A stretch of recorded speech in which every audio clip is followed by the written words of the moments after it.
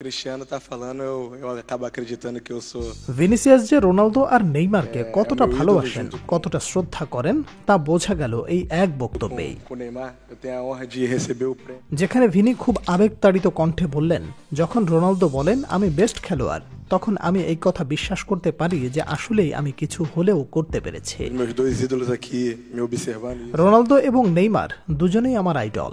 এই দুজনের সামনে কোনো পুরস্কার জিততে পারাটা আমার জন্য অনেক আনন্দের।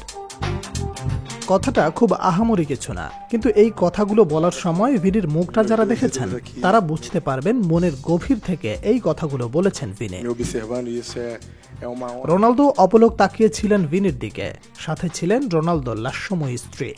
রোনালদোর চোখ তখন কিছুটা ভিজেই উঠেছিল, আর ভিজবে নাই বা কেন? একজন খেলোয়াড়ের জন্য কি এটা কম বড় অর্জন?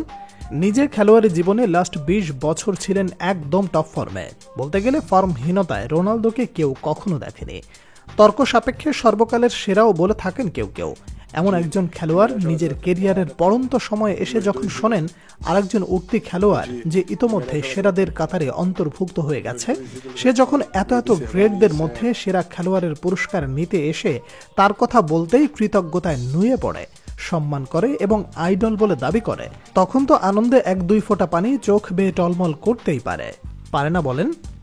আর নেইমারের কথা কি আর বলবো, এই লোকটা তো ব্রাজিলের জন্য নিজের জীবন বাজি রাখতেও পিছপা হননি। ব্রাজিলের সকল তরুণ খেলোয়াড়দের প্রতি তার অগাধ ভালোবাসা। যখন ভিনিকে কালো বলে নিন্দা করা হলো, তখন কোনো রাগ ঠাক না রেখে ভিনির পক্ষ নিয়েছিলেন এই প্রিন্স। দাঁড়িয়েছিলেন ভিনির পাশে, রেখেছিলেন হাত কাঁধে সহজিয়া অনুরাগে। যখন স্বদেশী এবং ক্লাব সতীর্থ রদ্রিগোকে ব্যালন ডিওরের সেরা 20 জনের তালিকায় রাখা হলো না, তখন তিনি রদ্রিগোর কথা বলে আলাদা করে বলেছিলেন, তার পাশেও ছিলেন। এমনকি ভিনির ব্যালন ডিওর কাণ্ডের পরেও ভিনিকে সাহস জুগিয়ে বলেছিলেন, এই পুরস্কার না পেলেও সারা বিশ্ব দেখেছে তুমি যোগ্য ছিলে।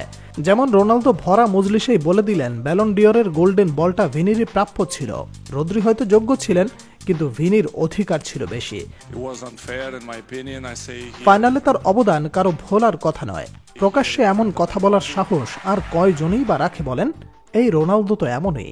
আর ঠিক তার মতোই হয়েছেন ভিনিসিয়াস জুনিয়র নিজেও। তাকেও কতবার কালো বলে অপমান করা হয়েছে, কিন্তু অন্যদের মতো কান্না করে মাঠ থেকে বের হয়ে আসেননি তিনি, বরং প্রতিবাদ করেছেন। এক সময় তার পাশে কেউ ছিল না, সমালোচকেরা উল্টো বলতো শুধু ভিনিকেই কেন কটু কথা বলে, দোষটা কি তার নিজেরই? যেন কালো হওয়াটাই ভিনির জন্য অপরাধ। ভিনি এসব সমালোচনায় থেমে যাননি, প্রতিবাদ জারি রেখেছেন। মানুষ তাকে বেয়াদব বলেছে, কিন্তু এক সময় সারা বিশ্বই এই বেয়াদব ছেলেটার পাশে দাঁড়িয়েছে। তাকে বানানো হয়েছে বর্ণবাদ বিরোধী ক্যাম্পেইনের প্রধান।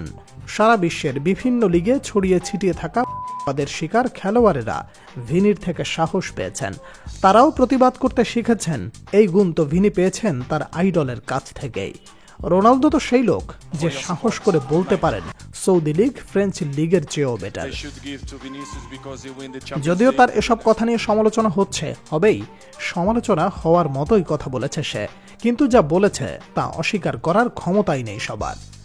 রোনালদোর মতো করে ভিনিও একদিন বিশ্বজয় করবেন, সম্মান বয়ে আনবেন, এমনটাই প্রত্যাশা করেন ভিনি ভক্তরা। ব্রাজিলিয়ান সুপারস্টার ভিনিসিয়াস কি পারবেন সেই প্রত্যাশা পূরণ করতে?